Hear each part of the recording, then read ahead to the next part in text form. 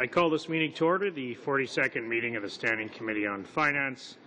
Orders of the day pursuant to Standing Order 1082, continuing our study of tax incentives for charitable donations. We have 6 organizations with us here today. First of all, Big Brothers, Big Sisters of Canada. We have the Canadian Council of Christian Charities. We have Cardis, the Community Foundations of Canada, the David Suzuki Foundation, and the Evangelical Fellowship of Canada. I understand some of you are new to a committee format, so in terms of what will happen, each of you will have 5 minutes for an opening presentation. If you watch me as a chair, I'll give you a minute to indicate when you have a minute left, and then we'll have questions from members in 5-minute rounds. So we'll begin with Mr. McDonald for your 5-minute presentation. Great, thank you. First of all, I'm absolutely delighted to be here representing Big Brothers Big Sisters of Canada. Before discussing the 2 specific measures we're supporting, I wanted to provide a highlight reel of information so that it kind of contextualizes our thoughts. Big Brothers Big Sisters is a federated organization of 123 local agencies providing on-the-ground mentoring services to children and families. Mr. McDonald, just slow down just a touch. If Well, I'm going to give the translators Yeah, okay. The translators are working very fast. ///. So we're providing these services in all provinces in one territory. The organization's gone from serving about 9,500 kids in 1995 to a record high of over 33,400 in 2010. A particular note is the fact that this year we're in our 99th year of service. So next year we'll be celebrating 100 years of our service to Canadians. So from the highlight reel, Big Brothers Big Sisters in our national budget, almost half of our dollars come from the corporate community and individuals. Our 2012 national budget calls for $0 to come from the federal government, so we're really quite an independent bunch. Our centennial plans will be funded primarily from the private sector, and in fact, we've already signed a couple of corporate deals, multi-year agreements to support our 100th anniversary. Locally, our two main sources of revenue come from special events, our Signature Bowl for Kids' Sake event, which I know many of you have participated in, and support from local United Ways. And we're an organization that believes strongly in safety and accountability. We have a set of national service delivery standards and organizational management standards that we accredit to ensure that our member agencies are operating at the highest quality. As we continue to work to be a dynamic, relevant organization, we're always looking to ask how we can be better. And having this opening and questioning mindset allows us to make changes. And I just want to highlight a couple of those. We continually ask whether we can provide our services in a long-term, sustainable manner. Sometimes the answer is that changes in our model are necessary. And in fact, several committee members here come from communities where significant change has resulted in stronger, newer services. So Mr. Rajat will have seen the recent merger of Big Brothers Big Sisters and Boys and Girls Clubs in Edmonton. Mr. Bryson will have noted, when he was here a second ago, he would have noted the, oh, there he is, the renewal of our Annapolis Valley agency. And Mr. Hoback will have seen that the changes in Prince Albert, where we've gone from an independent standalone organization to a satellite operation receiving back-end admin support from Saskatoon. Our centennial provides a wonderful forum for us to talk about where we aspire to go. And in order to continue to grow our services, we know that we need to do more to effectively engage individual Canadians as mission-based donors. So today we're supporting two ideas, the creation of a stretch tax credit and an elimination of the capital gains tax on donations of real estate and private company shares to nonprofits and charities. As part of our efforts to develop ongoing sources of revenue, Big Brothers Big Sisters has launched an alumni program. Currently, there's over 17,000 individuals that have registered, and it's our goal to convert many of those into individual financial contributors.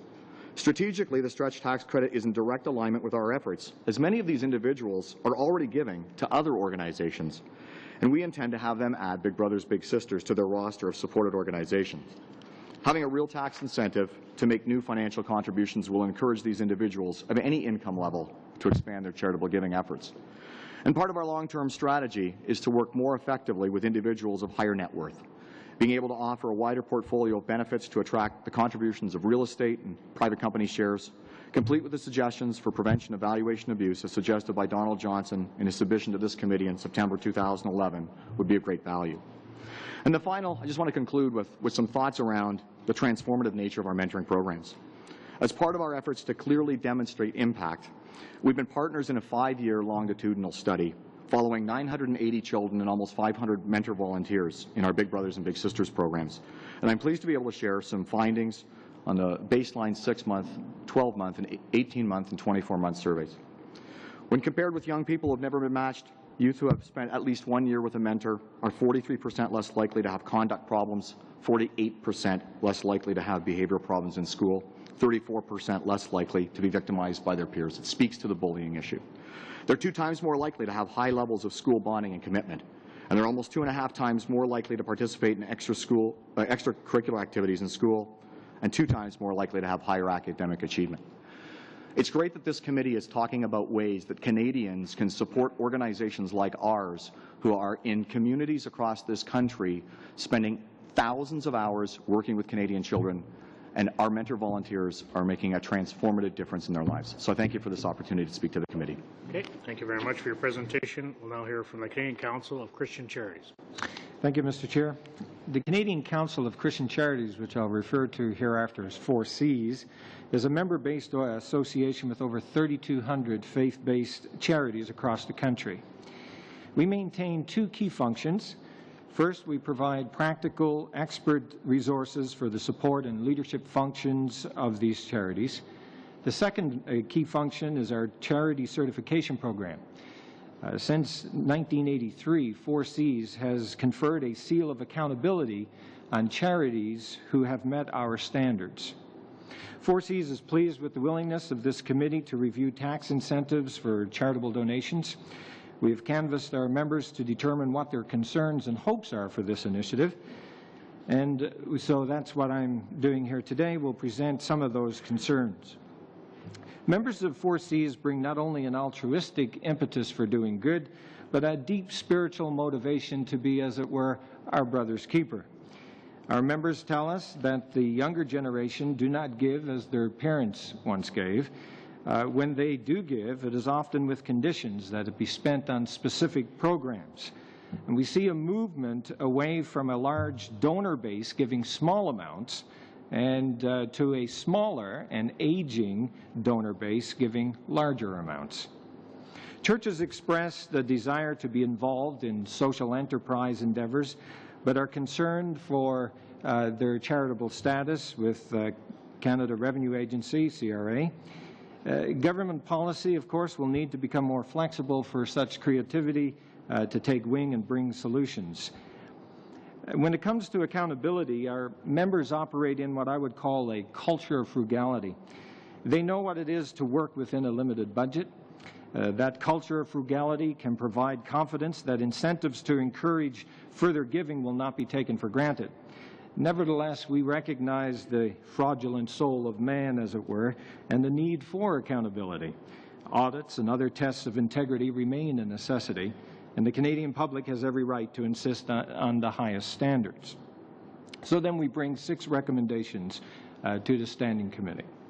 First, we recommend that the current tax treatment for donations of publicly listed charities be extended to donations of real estate. Second, we recommend that the charitable tax credit for individuals increase from 29% to 42% on all charitable donations. We're of the view that this measure would work to increase support from core existing donors. It is a straightforward adjustment that will stimulate and foster a healthy civic core of generosity. Our third recommendation has to deal with publicly listed securities. That donations of publicly listed securities eligible for capital gains exemption should be given a charitable tax credit of 42% on the adjusted cost base. And also, of course, and continue with the existing charitable tax credit of 29% on the capital gain. Our fourth recommendation came up in our request of our membership, in us informing them that we're going to be here before this committee. And some of them noted that there was a lot of bureaucracy, a lot of red tape when it came to the charities the churches being involved in overseas work. And one of the ideas that has come out of our initial discussions with our membership is to look at the whole issue of the need for agency or joint ministry agreements for any amount that goes overseas. And that they feel is problematic because it increases bureaucratic red tape and for the need of greater efficiency. And so we're recommending that the committee consider looking at some kind of a threshold whereby charities would be able to be involved in overseas work with a limited amount of paperwork. We're suggesting 1% of the annual revenue of the charity. The other recommendations we have is to extend the 5-year carry-forward rule to 7 years or more. Finally, our final recommendation is that we are supportive of the further dialogue between the government and the charitable sector about charity involvement in for-profit social enterprise. And we recognize that this is complex, given the sector's diversity and multiplicity of options, but we would certainly be supportive of the idea of more careful study about what can and cannot be achieved through this government policy being reviewed. Thank you, Mr. Chair. Okay, thank you. We'll now hear from Cardis, please. The great issue of our day is whether we can order our world with flourishing institutions apart from governments and the markets. This is the very key question behind the very taxing issue facing this committee. The future of charitable giving and the vibrancy of the charitable sector will be influenced more by social and cultural conditions than by the limited tools of government. Tax incentives are only one such tool, but they are a powerful tool, and we must use them in the best way that we can. The charitable tax credit is one of the most successful tax credits ever implemented. It is a $2 billion investment that may be our most effective lever to animate more than 80,000 charities across Canada.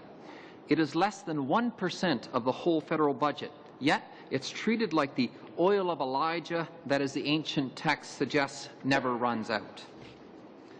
The numbers speak for themselves. In 2005, government expenditures for the charitable tax credit was $2.26 billion. In 2011, it was less than $2.26 billion. Over that same period of time, Canada's population increased by 2 million, and the incomes of Canadians increased. Additionally, Canada's demographic bubble suggests giving would be at a dramatic high. Indeed, in 2008, the government estimated a charitable tax expenditure for 2010 of slightly less than $3 billion. Clearly, it expected Canadians to give more. We can all see the arithmetic on the wall. Unless Canadians have a greater motivation to give, something in the charitable sector is going to give. So here's my appeal to you. When you have the oil of Elijah, and it will cost them less than $1 billion to keep it flowing, prudence demands the tax expenditure happens. The way to do this is to raise the charitable tax credit, ideally from 29 to 42. It's simple, it's bold, it's straightforward. The public understands it. I have the privilege of sitting on Minister Diane Finley's Advisory Council for Social Partnerships. We advise the Minister on social enterprise initiatives to leverage the work of government and others. If we discovered a $3 billion idea that could act as a powerful fuel cell for every charity across the country, we would be leaping for joy right over to Minister Flaherty's office with every confidence that it would be right up there in the highlights of the upcoming budget.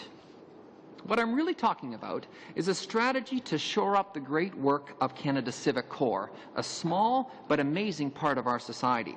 What I'm asking you to do is to tell the participants in the Civic Corps that government is behind them and will help them do even more. In the meantime, the deep social and cultural questions that really motivate our care and love for our neighbor must become the next great debate in our country. If it doesn't happen, tax incentives won't help. There are many great ideas out there to complement Cardis's strategy. There are also some that unfortunately do not measure up. I respectfully suggest that the stretch credit is such. As it stands, it is not a policy that is material to the whole charitable sector. It will generate limited dollars. It's too experimental. It is biased to the spontaneous giver rather than to the plan giver. Getting your young male Bay Street lawyer to donate more in 1 year than he spends at the pub with his buddies on Friday night is a cultural task, not a tax strategy. Attracting new donors through tax incentives is a stab-in-the-dark strategy. Everyone who raises money, and that's all of you around the table, know that the best way to receive a donation is to ask from someone who already donates. And, except perhaps for Canada's charitable giving leaders that live in Abbotsford, BC, Canadians already have much more room to give. By contrast to the stretch credit idea, Don Johnson's plan for the removal of capital gains of the gifting of real property is a great idea. It's easy to do. Extending to privately held shares needs a lot more work. Other drawback, the giving of capital already receives more benefit from giving of income, a disincentive to those who have no appreciated capital to give. Maybe it's time to send an encouraging message to the middle class that their charitable works are worthy of acceptance. Cardis has done extensive research on the nature of generosity, on the health of the Civic Corps, and on the importance of institutions mediating between government and the market. It is our considered opinion increasing the charitable tax credit is the best idea of the ideas on the table. Thank you very much. Thank you for your presentation. We'll now go to Mr. Byrd, please. Thanks, Mr. Chairman. It's good to be back here. I'm just going to talk briefly on the thought process we've gone through to bring you some ideas.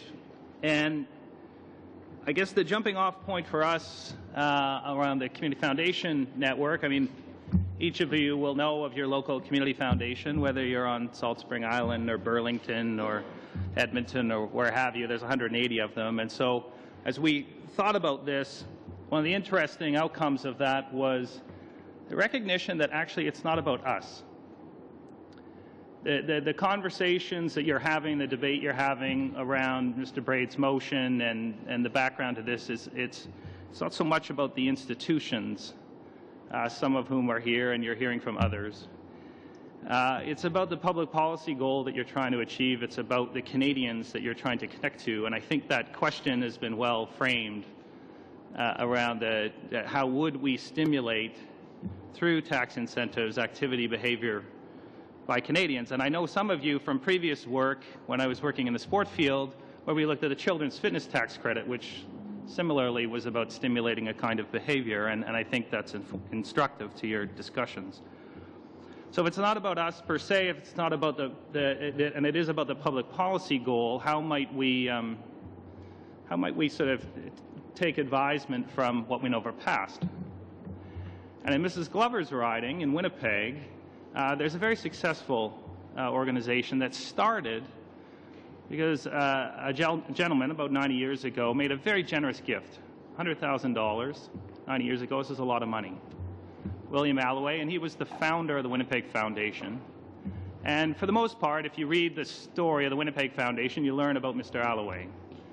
We know about much of this, and in fact, this committee and previous iterations and Parliament itself, and in turn the government, have put in place incentives to encourage that kind of a gift built off of the asset, built off of the back of publicly listed securities.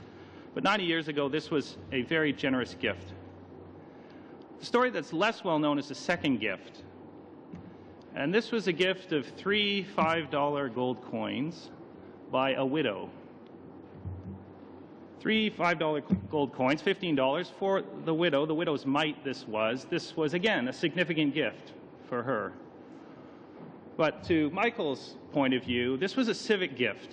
This wasn't a gift of wealth. This was about a civic expression by someone of very limited means, but who understood that everyone had a place to give.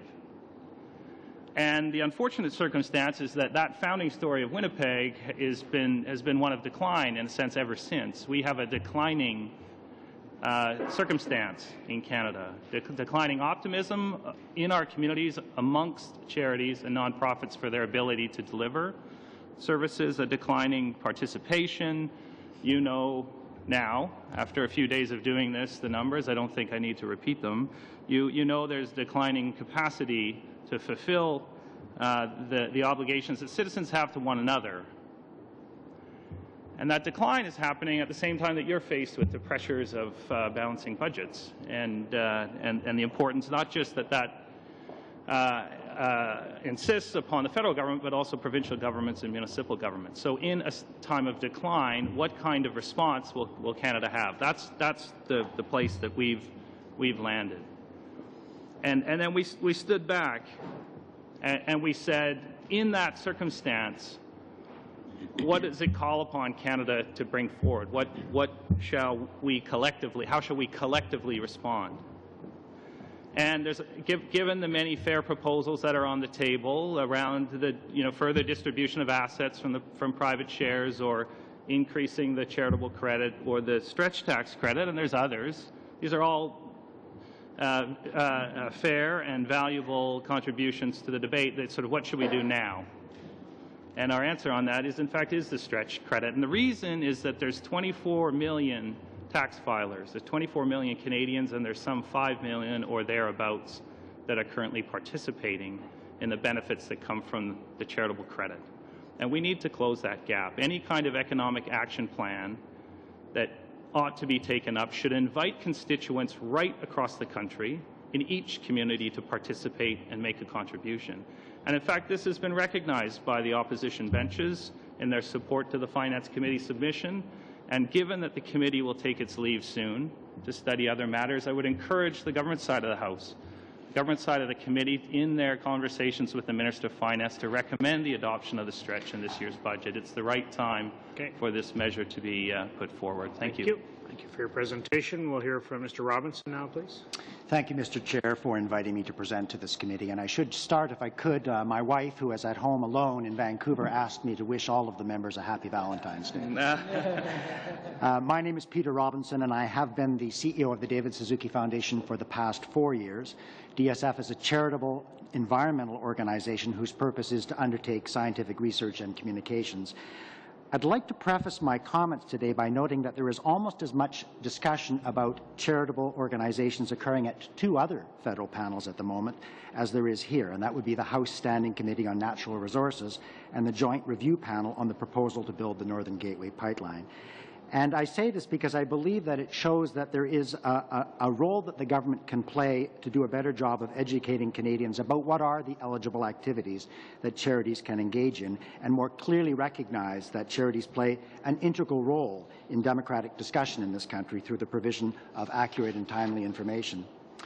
Now, our written brief fully supports the encouragement of charitable giving in this country by increasing the federal charitable tax credit and extending capital gains exemptions to private company shares in real estate. So, I'm going to focus instead on some comments that I've already read in the transcripts on transparency and reporting, international funding, and the issue of advocacy. And I'll begin with the issue of transparency and reporting, because I believe that the public should be able to know more about the organizations they are intending to support. And this would include more information on gifts from foundations, both domestic and foreign. Much of this information is already posted on CRA filings, which points out perhaps that the problem is not with the information, but perhaps with how it is accessed and interpreted. And frankly, there should be even greater concerns about the lack of transparency regarding private sector funding of corporate lobbying, which is completely invisible to the Canadian public now. Switching to the topic of international funding, there has been considerable discussion lately about U.S. foundations funding Canadian charities. Much of it has been negative. And some of these recent discussions have been about Canadian environmental organizations. But the bulk of giving from U.S. foundations, 75%, is for education, health care, and social services, funding which is an important contribution to Canadian democratic society. DSF itself receives on average 93% of our revenue from Canadians, 6% from the U.S., and 1% from other countries. And for the last 3 years, this international funding has been almost exclusively for projects related to scientific research on harvesting seafood and strengthening marine planning systems on the West Coast. And this work demonstrates how environmental issues really know no boundaries. So if the committee is concerned about encouraging charitable giving, then enabling contributions from outside of Canada is actually quite critical. Restricting international donations could lead to a reduction in the amounts available to Canadian charities, and this might undo many of the enhancements proposed through tax credits and capital gains exemptions. Which leads to my final point about the role of charities and advocacy. I noted earlier our scientific research on seafood issues. This type of work often leads to actions directed at strengthening government policy to protect the environment. CRA policies acknowledge that charities are well placed, and this is a quote, to study, assess, and comment on government policies, and that charities may advance their purposes by taking part in political activities. Such activities must, of course, be nonpartisan, and substantially all, 90% of the resources of an organization must be devoted to the charitable actions. When DSF calculates these political activities, which it has to do on an annual basis, we include the number of hours that staff spend on these actions as well as all other direct costs, and they have always been less than 10% of our total operating costs. I'd like to conclude my comments today by asking that the committee keep in mind that governments need information from charitable organizations in order to formulate policies that accurately reflect the diverse needs and opinions of our citizens. And I'm very pleased, Mr. Chair, that this committee is seeking ways to strengthen civic engagement through charitable nations, and I look forward to your questions later. Thank you for your presentation. We'll now hear from the Evangelical Fellowship of Canada, please. Thank you, Mr. Chair and members. You should have before you a copy of the Evangelical Fellowship of Canada's 10-page submission entitled Families, Compassion and Charities, Key Components to Maintaining a Strong Canada, arising from our pre-budget submission.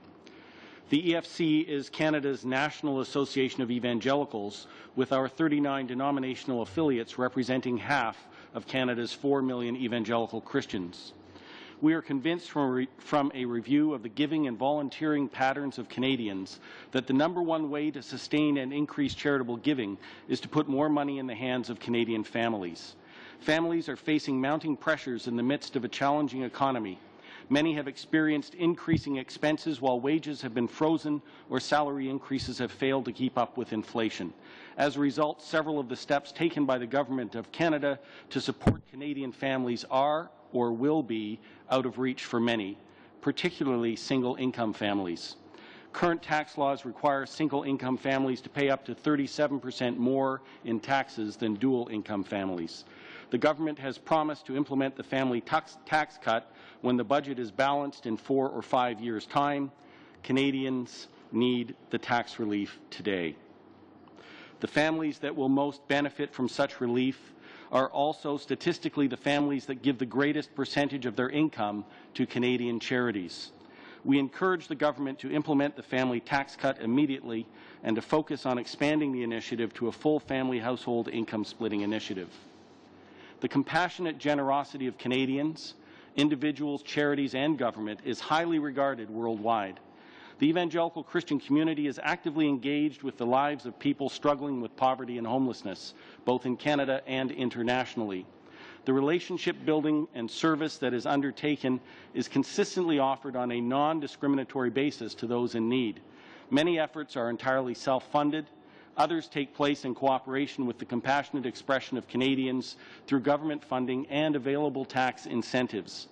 The Canadian Christian community has long been a leader in caring for the less fortunate in Canada, from church groups inspired to serve sandwiches on the street corner to those providing refuge in extreme cold or the operation of multi-million-dollar addictions rehab centers, hostels, and food service programs.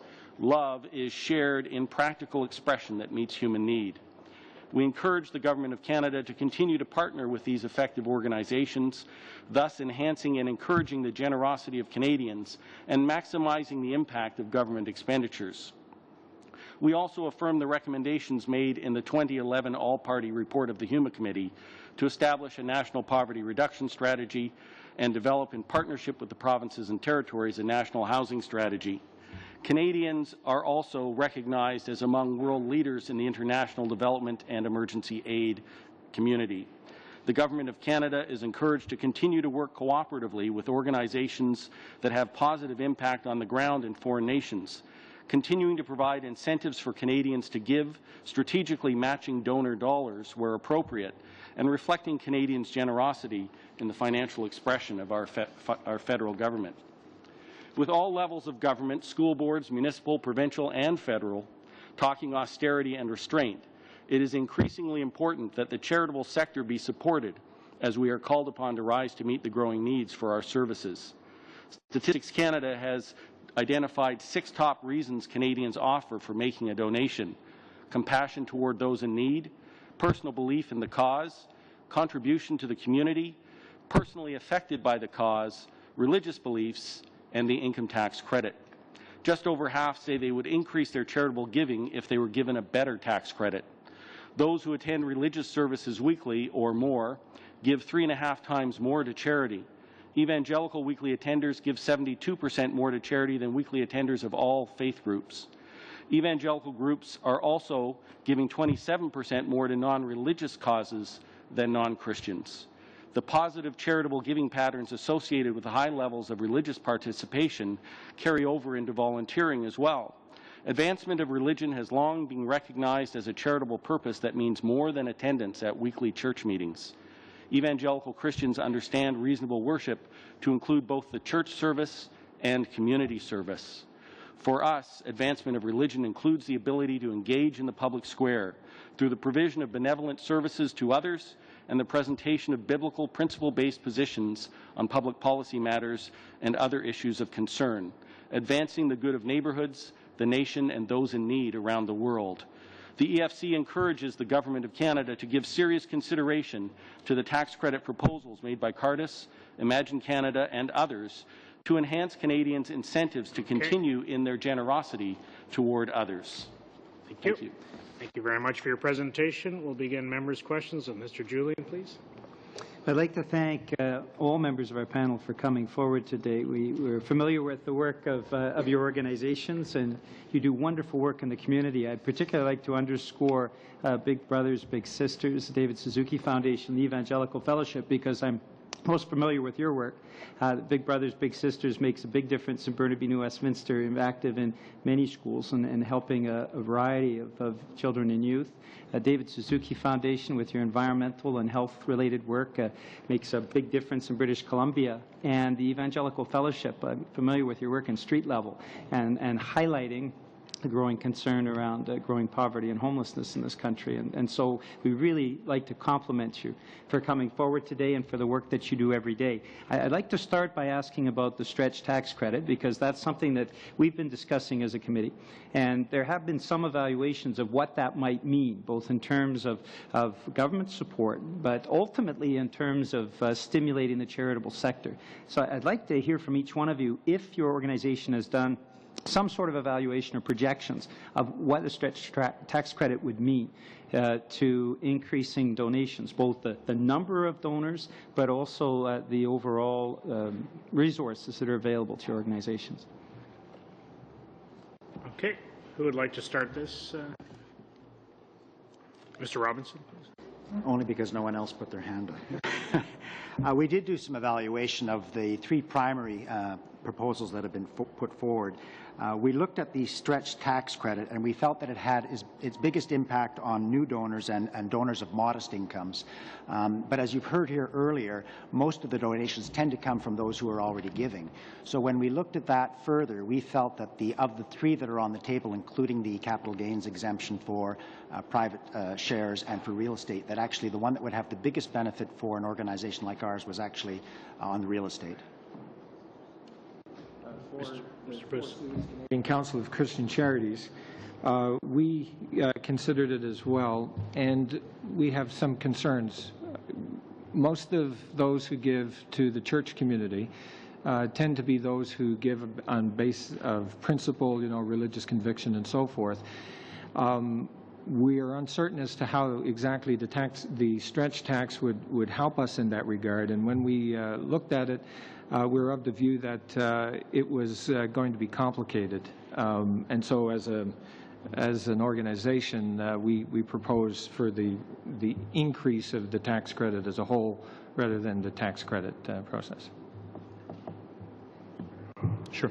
I mean, as an organization that has, all these branches across the country, as we've looked at this, our feeling is that because our core competency in terms of driving revenue really has come from the corporate community over the years, that a real new area of growth for us is in mission-based individual givers. The idea of attracting new donors from existing donors, and we realize that many of these people are already giving to other charities, having an additional incentive to make a larger gift or a new gift for us was one of the reasons why we felt the stretch tax credit was appealing. Yeah. I think there may be two things to assist you in this kind of consideration.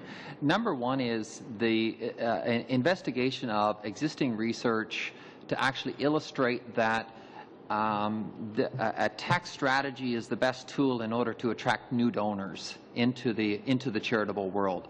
At Cardis, we don't know of any solid or substantive research that actually makes that argument, that proves it.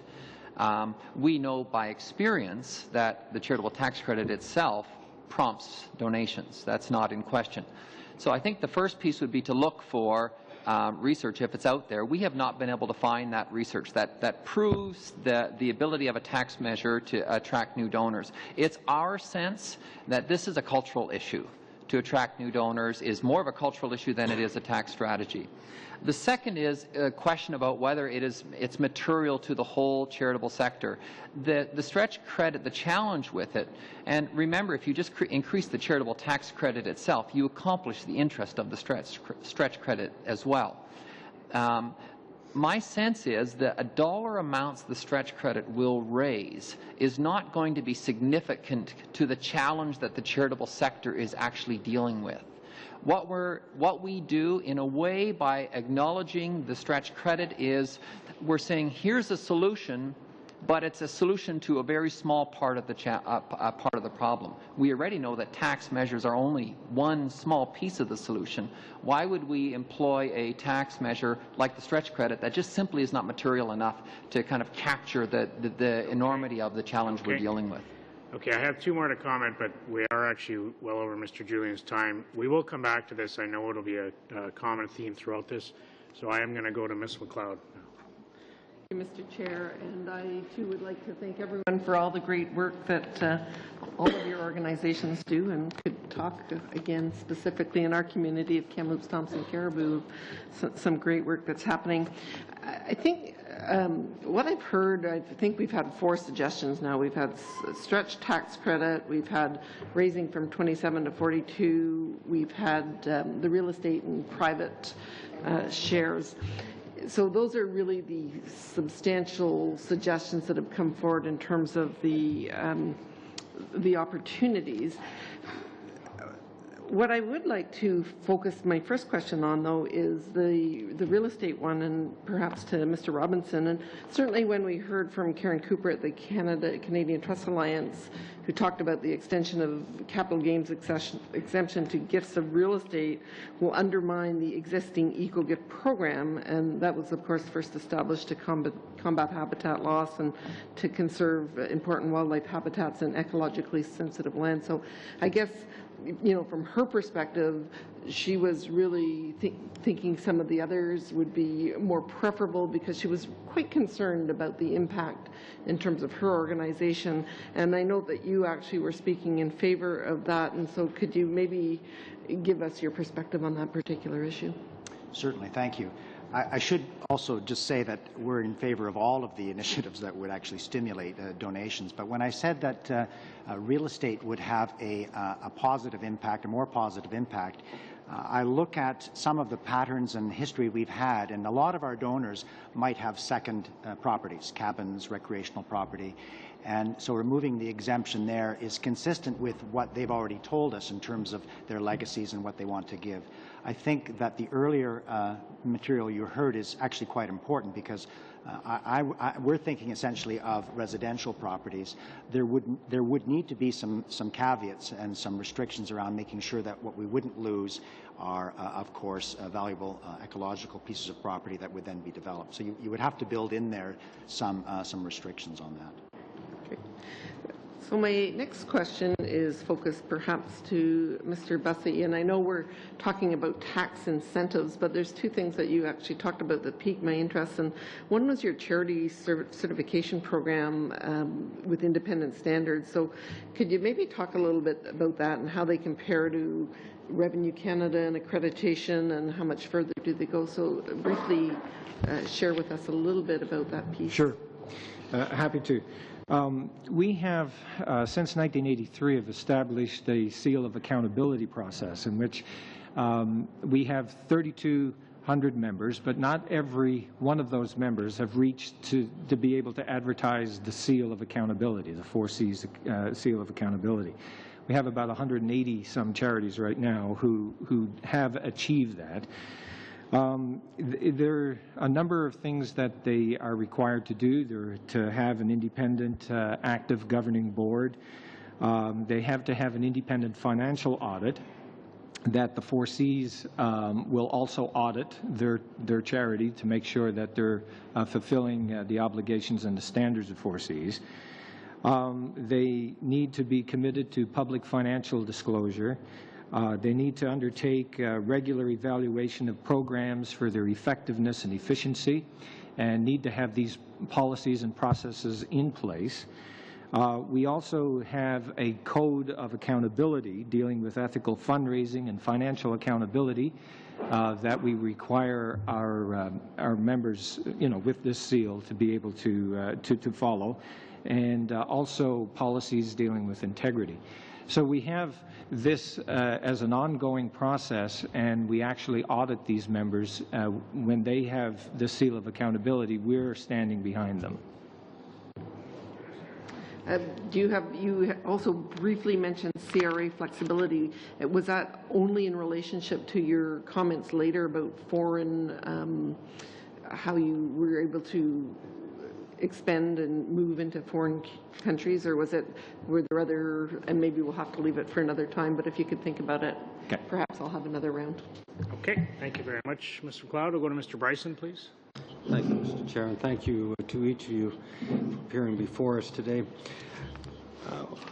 I've been an MP for almost 15 years, and over the last year or so, I've been hearing more from people in the nonprofit sector about CRA, Revenue Canada audits, and an increased level of audit activity from Revenue Canada, and particularly around the area of advocacy.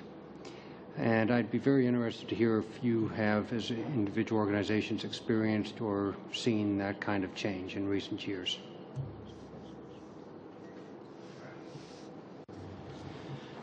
Thank you, Mr. Chair. In the evangelical community, it's a very interesting thing because, of course, for us, our expression of faith is not something that is kept private. It's something that extends into the public square and includes presentation on public policy initiatives. So that, yes, there are questions from the CRA in that regard. We can't verify whether the increase in audit activity is because of complaints or whether it is because of an audit cycle and the random selection. But we do know that we're making more of an effort to inform members of the evangelical community as to the guidelines in CPS 022 that talks about political activities. We've tried to simplify it because, you know, when you think about the average charity, they don't function with a lawyer and an accountant, and they function with people from the community. And oftentimes in an evangelical church, the most educated person is the person who's standing in the pulpit, and his or her training has not been in law and finance. So we try to simplify and communicate the information, but it does seem that there are more questions about advocacy-related issues. For us, and within our community, we try to encourage that the engagement be based on biblical principles so that we're actually advancing our religious beliefs in our participation in the community rather than simply advocating for something that is the most popular item in the political world of the day. Thank you. Mr. Robinson? Okay. Well, I've been with the organization for 4 years, as I mentioned earlier, and in the time I've been there has been no correspondence between DSF and the CRA, and it's a good relationship. I can say that there were letters that had come to the organization before my time, and I believe it was on the basis of that the organization put in place what the CRA tries to make sure that you don't tiptoe over the lines. So we put in place the mechanisms to make sure that we would not receive one of those letters again. The only downside of that, and I think this goes to your question, is that it means that we spend quite a bit of time when we come to putting forward public policy statements or opinions, just to make sure that we've taken into account the implications of that with respect to charity rules. That's not a bad thing, but it does mean that we put additional effort to do that. 1 minute, Mr. Bryson. Yeah, there's a real challenge in trying to delineate between political advocacy and expressing public policy views which reflect your expertise or the views of your members. And I see that 10% figure as being a difficult one to quantify, so that's something I think we ought to consider as a committee.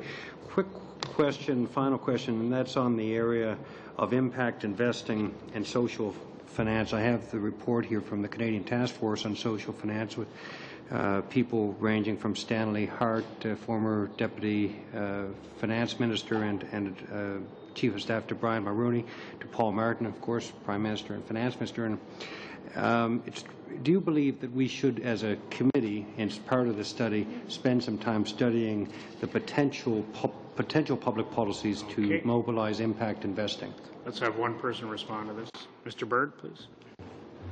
Yeah, it's a great question, because I think one of the things that's emerged in recent years and reflected in the task force report and its update in 1 year, and we see this at foundations. Foundations are key impact investors and responsible investors, is those intelligent gifts that were made, in part incented by the public policy regime around tax, have created endowments. They've created pools of capital that enable the kinds of investments you're talking about. So they're not separated out from. This is one of the key sources of community capital through which communities can be strengthened. And so if you could follow the chain between the tax incentive opportunities that you're going to recommend and what that means for impact investing, you'd be doing a good service for the country. Thank you. Thank you. Go to Mr. Hoback, please. Well, thank you, Chair, and I'd like to thank the witnesses for being here today. And Mr. Robinson, you talked about being here on Valentine's Day. Well, just take comfort in knowing it's my 25th anniversary. Soon you and I can be in the doghouse together, and we'll enjoy the doghouse together today. You know, there's lots of areas to go in this discussion, but I think I'm going to go after an area that's a little bit closer to me, and it's about accountability, and it's to do with the fundraising techniques that some of the organizations use, and just looking for some ideas on what to do. And I'll give you some context to where I'm going. I had an uncle who was about 85 who passed away here in December. I'm the executive of his estate, so I'm going through his mail, and I'm going through items that are coming in his mail. And what really, really is upsetting is the letters he was getting from groups claiming to be evangelical groups or being Christian groups, and the amount of mail they were sending him to get donations, to get more donations. And I guess what was frustrating is when you looked at those groups, they're groups that I'd never heard of, but they're running under a Christian banner, an evangelical banner. And I know there's lots of good Christian evangelical groups, so I'm not criticizing that. I guess what I'm wondering is have you put in a system to evaluate these groups and to say to people, these are true groups under your association that you would certify as saying they're reputable groups, they're reputable in the work they do, they're reputable in how the money hits the ground. Have you looked at doing anything like that? And maybe I'll start it off with you, Mr. Hutchison, and move forward. Thank you. Mr. Chair, the Evangelical Fellowship of Canada lists all of its affiliates on our website, whether they are our denominational affiliates or the ministry organizations, the Bible colleges and post-secondary education institutions, liberal arts institutions, and the individual congregational affiliates. So people can check there. In addition to that, we do work cooperatively. We're a member of the Canadian Council of Christian Charities. They are an affiliate of the EFC, and they also have a members list that is available to the general public. What do you do to promote that list? I know internet is great for me and my generation, but for the senior generation, you know, my dad's 82, he's on the internet more than probably I am, but there is a group that doesn't have access to the internet or that information. So do you publicly go out and say, here's a list of good groups, and do you actually publish groups that you say do not cut or do not make the grade? It's really not our position to indicate who doesn't make the grade once they've been approved through the CRA process. CRA makes those decisions on charities. What we do have available is a 1-800 number if somebody wanted to call us and ask about a charity. But publishing the list, the 39 denominations, the 80 organizations, the 34 schools, then nearly 1,000 congregations, we'd be publishing a book to distribute to people, but they'd be welcome to call our 1-800 number and we would check for them.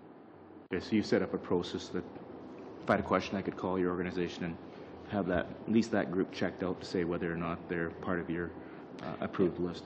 You'd be surprised at people who manage to get through to me on my phone line and ask some very interesting questions. So I think that a donor who wanted to ask, and I know the 4Cs also has a 1-800 number.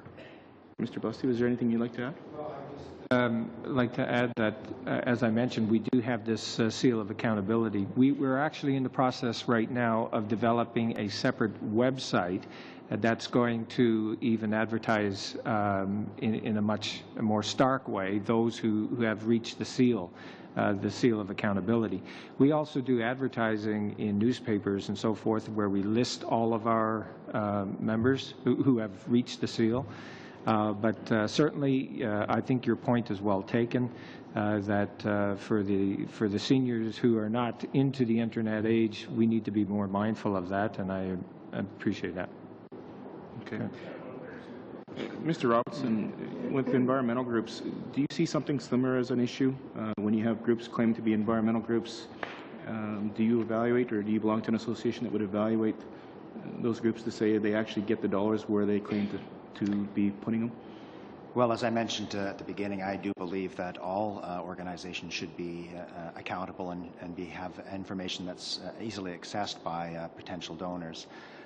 It's not quite the same as the other fellowships. The environmental community is so different. You can have a little tiny group that does bog restoration in Prince Rupert, and then the larger groups. I think it's more a matter of the closer it is to the community in which located, it's usually pretty reasonable to know who they are and whether you would want to give. When you get to the larger groups, all of the larger groups are, I think, pretty good at being transparent about reporting information, and would hope to be increasingly so. Okay, thank you, Mr. Hoback. Monsieur Maille, s'il vous plaît. Merci, Monsieur le Président. Thank you, Mr. Speaker. I wish to thank all the witnesses who are here today. My question, first of all, for Mr. Robinson, you've mentioned the fact that there are possibilities of getting funds from overseas. Can you explain to us what are the process, or how do we make application for grants for a U.S. foundation organization? That's a good question, because I think sometimes it's been portrayed that the money comes with strings attached. The way that you apply for grants from any international philanthropic organizations, foundations, is you actually have to make an application, and they're actually quite detailed packages in which you say, here's the project that we'd like to do, and here are the outcomes that we'd like to achieve, and here's how we would spend the money. They go into these organizations, and clearly you look at organizations that have a track record of giving funds in that area. So if we had a marine project, we wouldn't send it to a group that doesn't do marine work. And then it's evaluated. Not all projects are approved. If they are, they have very tight strings attached, but not the strings that say this is what you must do. It is, here is the reporting we'd like, here's when we'd like it. We make sure that you don't spend the money on something that you didn't apply for. So, it is a very competitive process, and you have to be really clear about what you want to achieve and be prepared not to get that grant in the first place. Okay. Thank you very much. Question for Mr. Hutchison. You mentioned in your brief, and also because we're finding, and especially in my writing from Brossard-la-Prairie, we have organizations who are helping family who actually have jobs, and they're now coming to food banks and things like that. So and you have mentioned that there needs to be work from the government regarding fighting poverty. Do you feel that in terms of how things have gone lately, in terms of increased demand from services that you have, and what should the government do? Well, as we've suggested, one area where the government could move very quickly would be to bring equity into the tax system for households, so that single-income households would not be penalized as they are now.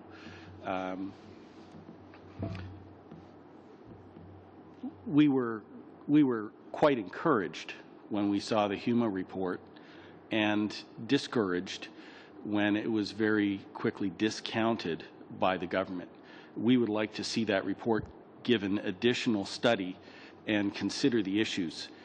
In the economic climate in which we currently existing, Canadian families are both in danger and actually slipping into the poverty area, as you've mentioned.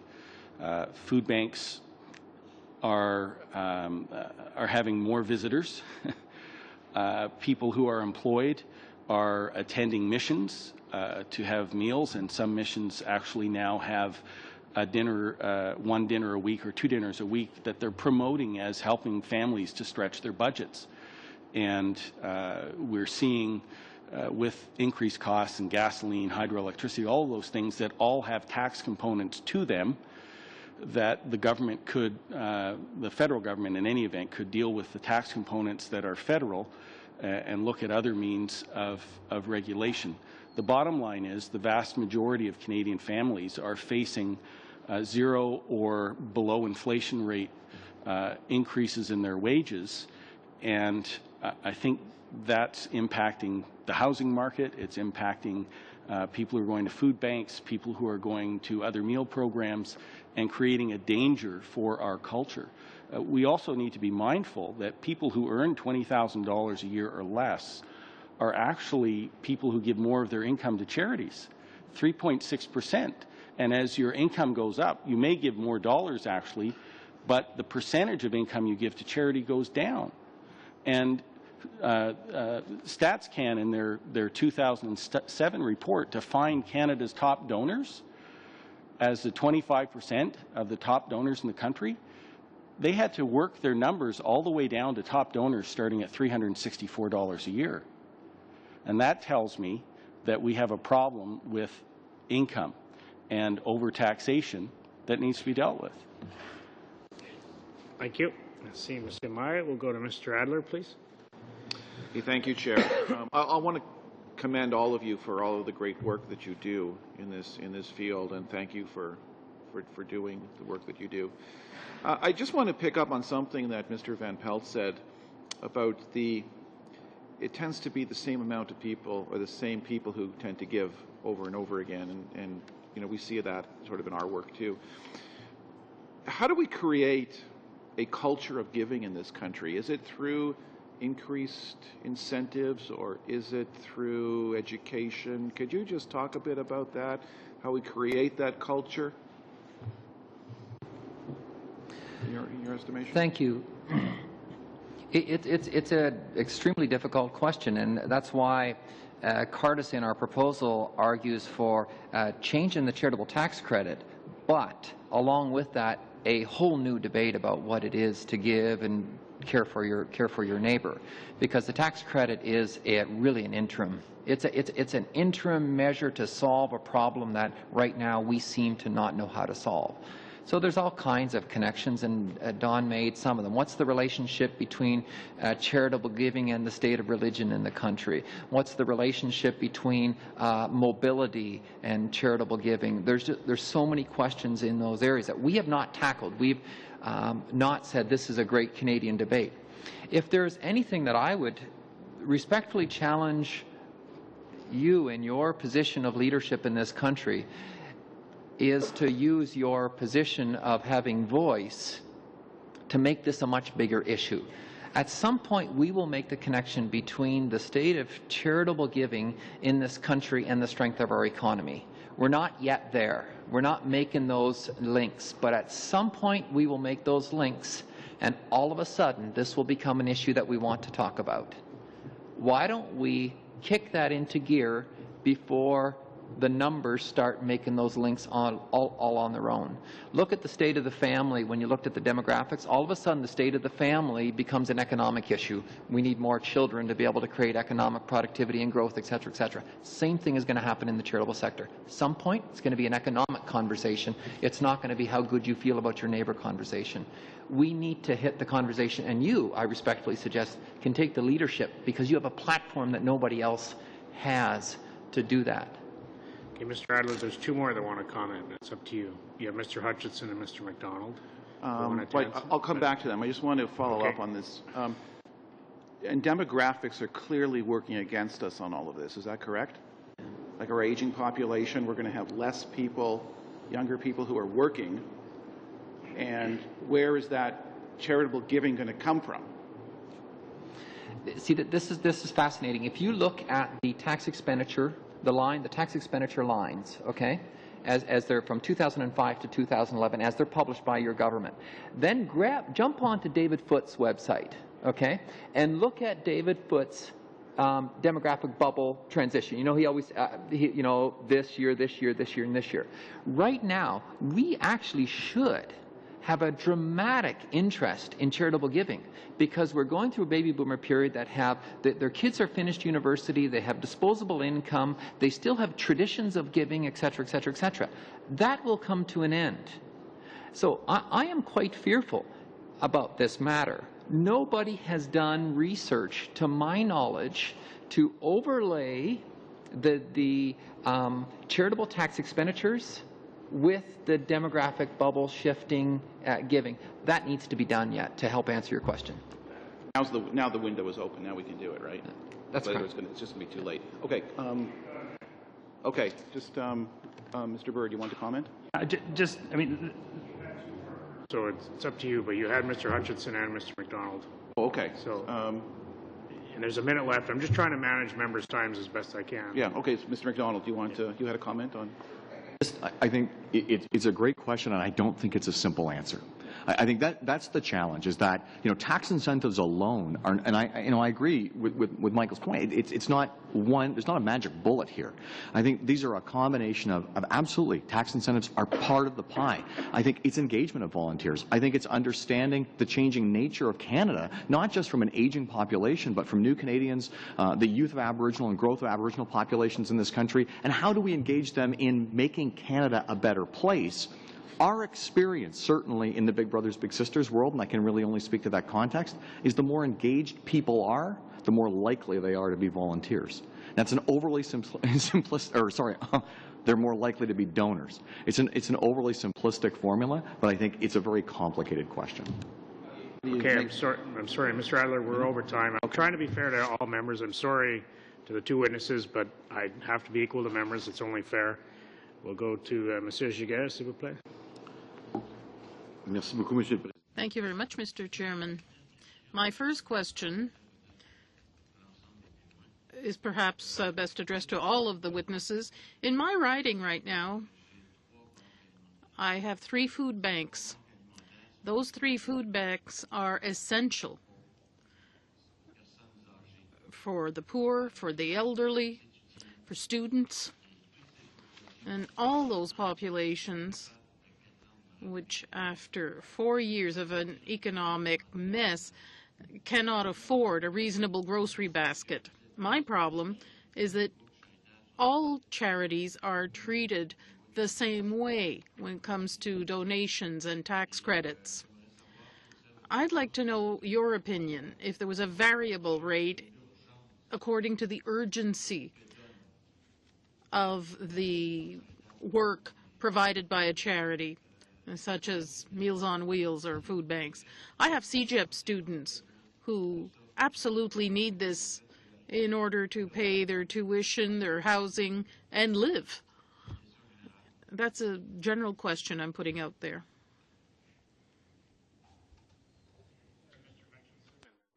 Mr. Bird, if you want to comment on this, then I'll give you a second. Mr. Hutchinson.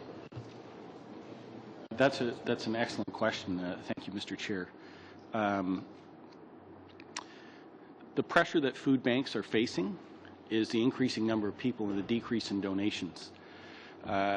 Encouraging corporate sponsors, and more corporate sponsors are coming forward and contributing substantial amounts of food in addition to people who are giving financially, would be tremendous. I don't know how confusing a variable rate of donation would be, but I think that what we've seen in the international sphere, where there have been government matching programs on donations, could work with trying to develop corporate matching programs in communities or government matching programs for emergency needs within the country, not just outside of the country. It's my thought. It's not something I've studied. It seems like you've come up with a terrific concept. Okay, we have Mr. Bird and then Mr. McDonald. Yeah, it's a good question. I think the experience we've had is that isolating particular elements and challenges in a community may mean we overlook the whole experience and the interconnections of community life. And I think we're having a good discussion here around the table about this sort of decline in civic involvement, this decline in a civic sensibility, some of the cultural components to this. And so what we see at community foundations is, in fact, some of the activities that would go on that may look like they don't have an impact on the food security of a particular family, in fact, have a very important connection. It could be their involvement in a faith-based institution. It could be their involvement in community recreation opportunity. It could be their involvement in another part of the community that builds and bridges their connections at the community level. So in our perspective, the good public policy is one that looks at the whole community and would provide an opportunity that would be allow that community to identify its priorities and benefit as a result. Okay, Mr. MacDonald. Yeah, I think there was an interesting element in a term that you used in terms of urgency. And I think one of the challenges that I could see in thinking about that question is, how do you define one being more urgent than the other? And, you know, I agree. I think that the voluntary sector, the charitable nonprofit sector, has a wide range of offerings to make Canada a better place. And I think we could have a really long and perhaps never-ending debate over the value of a service that needs to be provided immediately versus one that has a long-term transformative nature, and to say that we're going to give potentially a priority of one over the other. I think that if you use urgency as a benchmark, it could be a really interesting and potentially messy debate. Okay. Monsieur Giguet, 30 seconds. 30 seconds, Mr. Giguet. Well, a very quick question. Right now, there are donations below $200 and over $200 that are treated differently for tax purposes. For somebody earning $60,000, maybe $200 isn't much, but for somebody who earns $20,000, $200 is a lot of money. So could you tell me whether you'd be in favor of a single rate of tax credit, whether it's above or below $200? One response to this, Mr. Byrd. Yeah, I mean, our response is that we think that this invitation to Canadians that the stretch tax credit provides is to enable those who may not have given anything at all to then benefit from a tax incentive provided by their government. And that would open up a whole new pool of donors. Mr. Julian asked the question, and Parliament's own budget officer has done some of the research to identify some 600,000 new donors that this might bring into the system. So that would be our perspective. Thank you. Merci. We'll go to Mr. Van Kesteren, please. Thank you, Chair. Thank you all for appearing again, before us here this afternoon.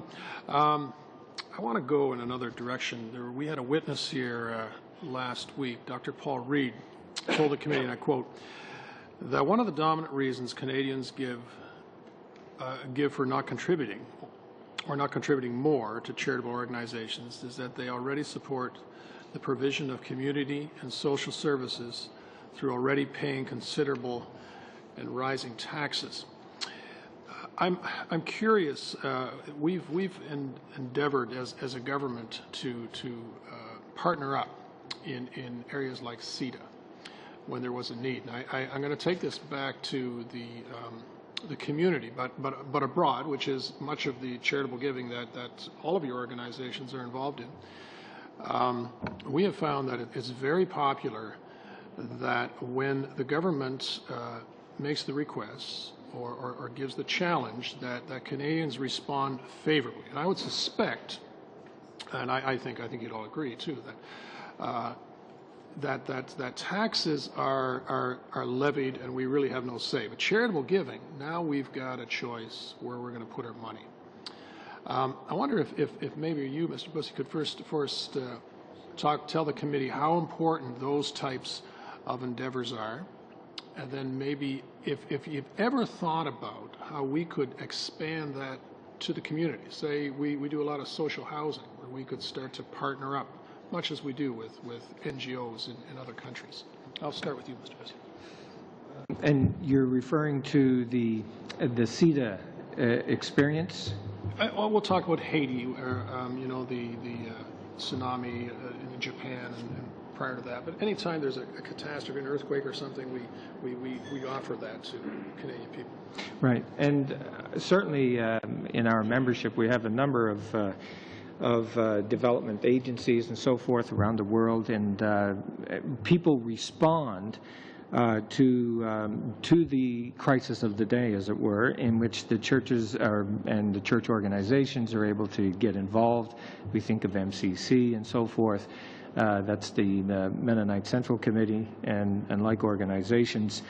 And they are, we find that as a community, as a faith-based community, when we see these international needs, the people certainly give, even though they're already giving to their local churches, but into the international needs and so forth, they go forward. But I'm not sure I'm fully understanding your question. What is it exactly? These proved to be quite successful. Have you thought about those types of projects within the community? You know, and I suggested housing, for instance. Right, right. Well, of course, the problem is with the church-based community, of which we are, is that we struggle with our definitions of fitting under advancement of religion. And so we have to be careful that when we get involved in social enterprise activities, currently the requirement is now that if we are involved in those things, it has to be incidental to advancement of religion. One of the projects, for example, the MCC uses the thrift store. They're able to get involved because 90% of their staff are volunteers. And that makes it very difficult for them, you know, to maintain that staff and so forth. It takes a lot of effort. The church community is very much interested in doing more social enterprise, but they are very concerned about their status with CRA in doing so. Maybe can you just comment on that very 30 seconds, and maybe talk about why the tax issue is so important. When we're taxed more, people seem to give a little bit less. Maybe you could just mention that as well. The question that you're getting at is the question of leverage. Globe and Mail has done some great research on this. I encourage you to look at it. They estimated that 43% of all charities, except your big universities, taking your universities, hospitals away, etc., 43% of their revenues are are through government. And then the question becomes, how do you fill in and how do you leverage? We're dealing with that at Minister Finley's advisory committee. This struggle at HRSDC about how we leverage funds. What's interesting, if you would pull away the organizations that get no government funding, I would suspect it would move into the 60%, and that's a fearful percentage. The question then becomes for you as a parliamentarian is, where is the dollar amount itself most effectively and productively used? And I would suggest in some cases, not in all. There is a role for government in many of these spaces. One is mental illness, for example. There are so many illustrations where mental illness and being able to deal with mental illness needs integrated community involvement to be able to deliver it effectively, not just the services of government. Okay. A great example where you have to have a much better leveraged effort for being able to provide that service than what we're presently doing. Thank you. Thank you, Mr. Van Kesteren. We'll go to Ms. Sims, please. Thank you. And first of all, like others, I want to thank you for coming to make your presentations. And I've had the privilege of working with a number of groups, definitely through the Boys and Girls Club.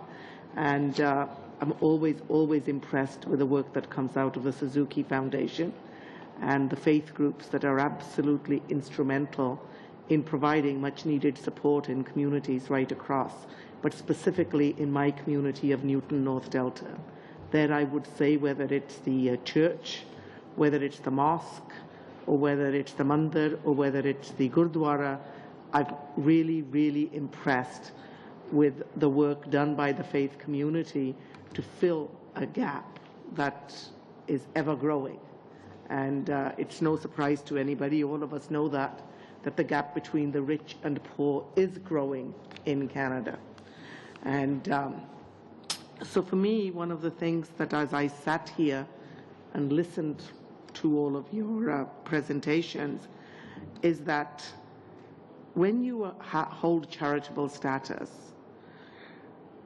you may be a food bank, you may be an evangelical organization, you may be the Boys and Girls Club, but you're all dealing with a lot of things that are happening in our communities that are there because of public policy. And the best way to address those is through public policy. And yet, I heard that there is some feeling of trepidation about engaging in public policy or advocacy. I see advocacy as engaging in a way to affect changes in public policy. So if that was to happen, or if you're feeling that, how is that going to impact the work you do right now? Because then will you just become a place where people just go for a meal, and you won't be able to do the kind of work you need to have a national poverty reduction plan, let's say, that we know is very much needed. So I want to know how those kind of rumors or things we hear out there about cuts to some charitable advocacy work could impact the work you do right now. Mr. Hutchinson? This is related to a question we heard earlier, Mr. Chair, and that has to do with civic responsibility.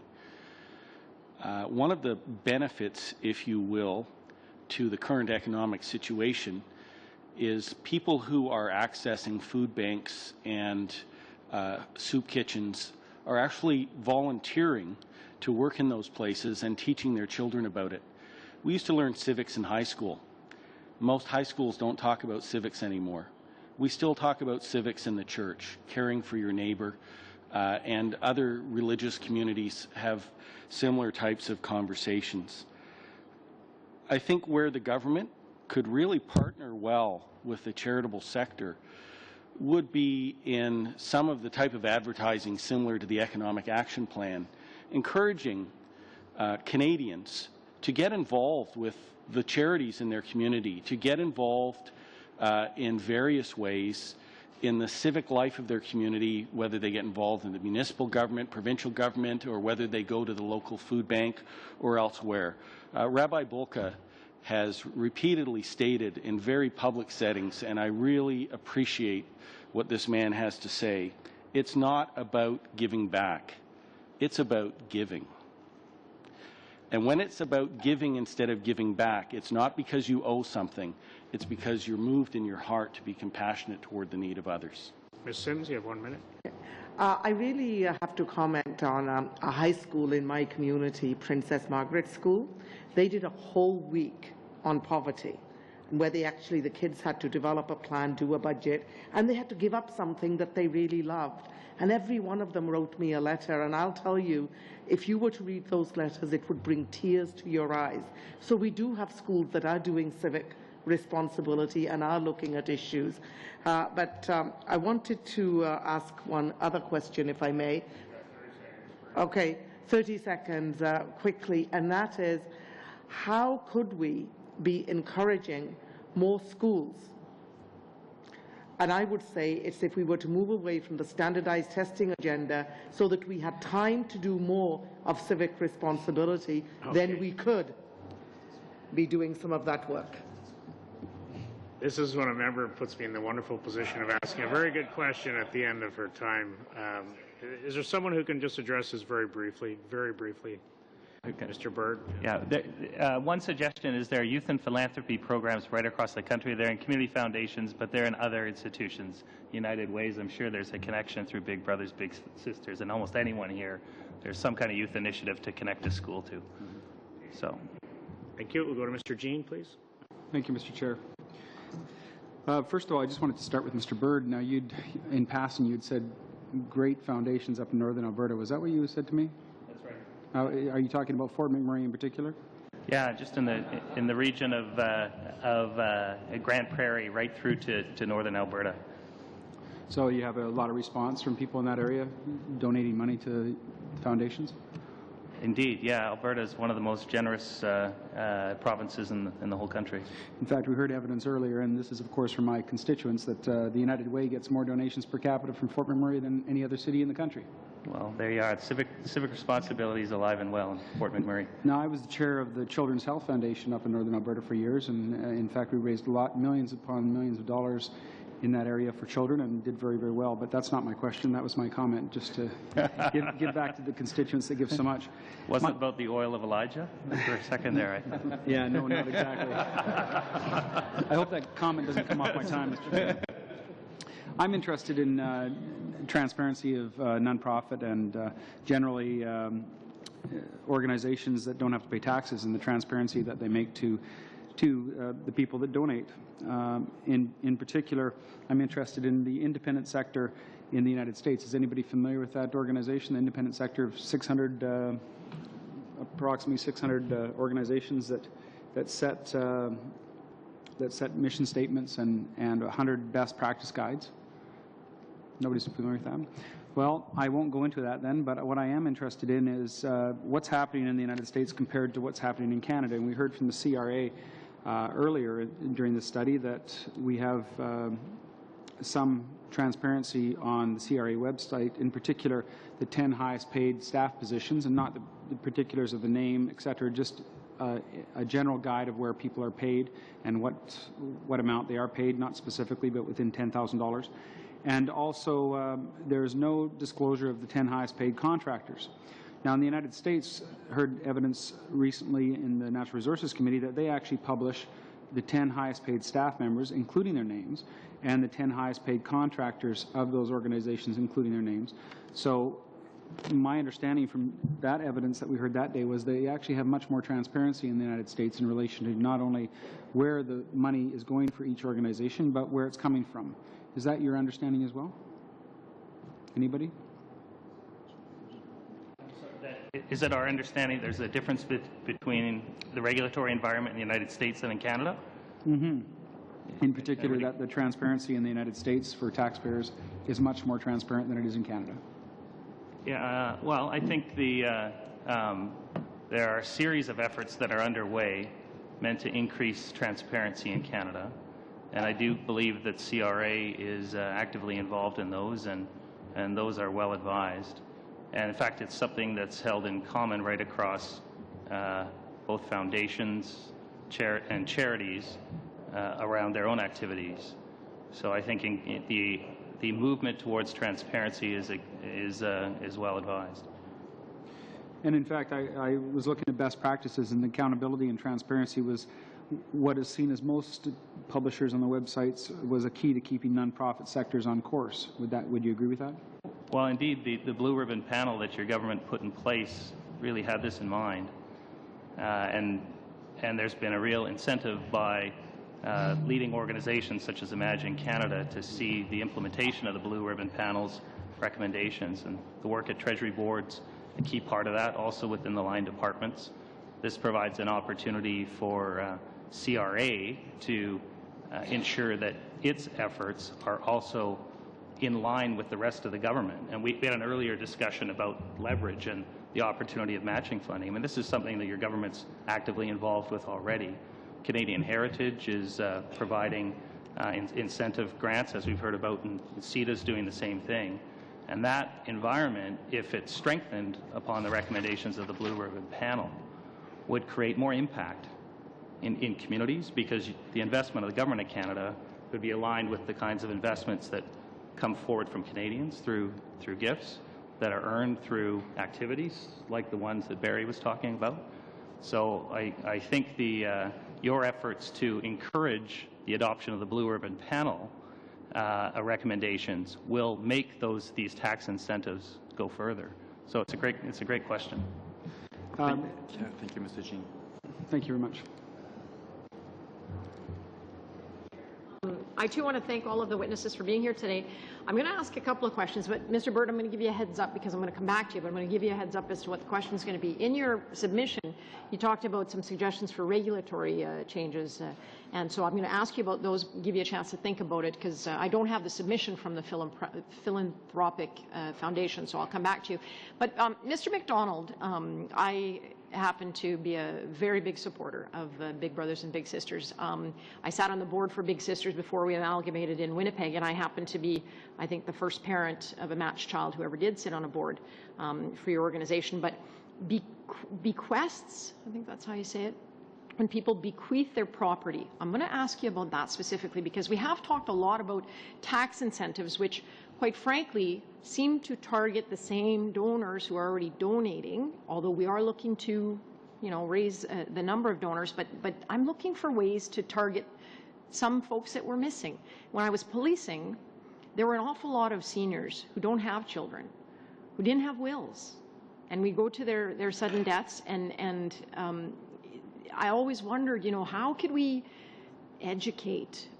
Because unfortunately, many of those ended up in court settings, and it's unfortunate because some of these folks, were linked to organizations. The reason I'm asking you, Mr. McDonald, is because when I sat on the board with Big Sisters, there was a large donation by an elderly woman of her home upon her death, and I'm wondering, are there any things that we as a government could do to encourage the bequeathing of property, given what I've seen and given that your organization has, as I know, benefited from it? And if you don't have an answer today, I do want you to think about it, and all of you to think about how we might target that. And I think what Mr. and I'm sorry, is Johnson or Hutchinson, sorry, said about advertising isn't really a bad idea, because people might not know that these opportunities exist. So in targeting people who don't donate, do you have any comments about that? Yeah, I mean, I don't have a response from the government side. I mean, sitting here initially, I'm not sure that there's something that really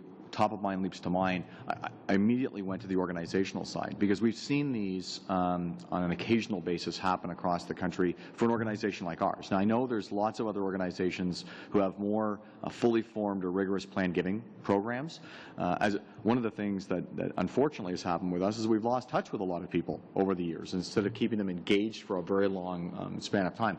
I think on our side of the equation, that's the cultural shift that needs to happen, so that when people are involved with Big Brothers, Big Sisters, in our specific case, that we're able to stay in touch, build a relationship, so at the point that they are making these kinds of decisions, that it's been written in. And we're seeing that happen. I'm sorry to cut you off, Yep, but I do that's want to fine. get to Mr. Bird's answer, Yep. and I do want you to write in afterwards, anyone Sure. who has an idea on how we might maybe tap into that. It would Yep. be good. Mr. Bird, go ahead. Yeah, the regulatory environment in Canada has yet to catch up to all the opportunities that are out there for community investment by pools of capital, such as might be with foundations or pension funds or other such places, that would assist a community's social enterprises. And so Mr. Bryson asked the question about should this be examined, and one of the reasons to answer yes was the one I gave. The other one is because of the regulatory environment. So I'll give you an example. A limited partnership that's an activity for an environmental social enterprise may well be the best vehicle to achieve that environmental objective and an economic benefit, a financial return. And at the moment, the available pools of capital in our foundation environment, in the case of community foundations, that's $3 billion in capital, cannot be placed in that limited partnership, whereas it can in the UK, and whereas there's an evolution, as we just heard about in the United States. So for Canada to make available its community capital, we could improve the regulatory environment to allow for that, and then limited partnerships would open up, and that capital would be available to those enterprises. Okay, there's about 30 seconds. Mr. Bussey did want to comment. It's up to you. And I'll get to you, but through you, Chair, could we get a copy of the Philanthropic Foundation's report, which makes some recommendations on the regulatory? And Mr. Bussey, go ahead. I just wanted to make mention that as a member of the Canadian Bar, the law societies across the country will often have a special Wills Day and so forth offered to the public. But it takes me back as well to the concept and the idea. Remember, many years ago, the government supported the importance of Canadians to exercise, and so there were all kinds of ads for participation and so on. And I'm wondering almost if we shouldn't have a participation kind of initiative on behalf of the government to give to charities and so forth. Because I do think, I know as a youngster growing up in our schools in Canada, seeing all of those ads on TV, I mean, I always wanted to play hockey anyhow, but that's, you know, it was just like, yeah, I'm part of the culture, you know, that kind of thing. Okay. Thank you. We'll go to Mr. Julian, please. Thanks very much, Mr. Chair. I'd like to start off just by giving each of you a chance to answer Ms. Sims' question around in the schools, putting that culture of giving and charitable organizations, instructing a new generation of folks, of Canadian children and youth to get involved. If you have suggestions, comments on that, we'd really appreciate hearing. Mr. Robinson. Well, I would suggest, though, that trying to raise awareness on giving at the school level has got a couple of problems attached to it. I think what you would want to do is expose kids early to some of the benefits that these charities are doing, so they're better educated about what charities are doing in their communities and see the impacts of them, and even potentially participate as volunteers. And then that's a way for them to be encouraged to be much more participatory, and then as they get older, then to move into a culture of giving, rather than come straight at them and hit them with, you know, you need to be a giver. That'd be my only comment on that earlier question. We have Mr. McDonald and then Mr. Hutchinson. Yeah, I agree. I think the first step is around civic engagement, and how do kids understand the role that their coaches are volunteers, some of the people who they interact, they're they're all volunteers playing a role in their community, and that these need support. I think that's the first place. And the other thing is there's a network of organizations like Big Brothers Big Sisters that are out there that can help be the ambassadors of that. And it's funny, we've had some internal conversations around what's the role that our mentor volunteers play when sitting with a young person in a school or at a community center, and those kinds of conversations that they can have. We can be part of that voice. Okay.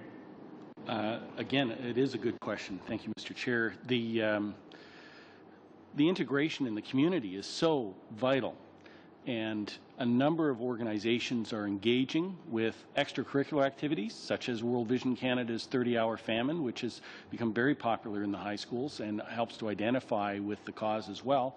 A number of provinces now require a certain number of community service hours working with these charitable and community-minded organizations as part of the process to graduate, so you're actually getting a practical introduction to civics.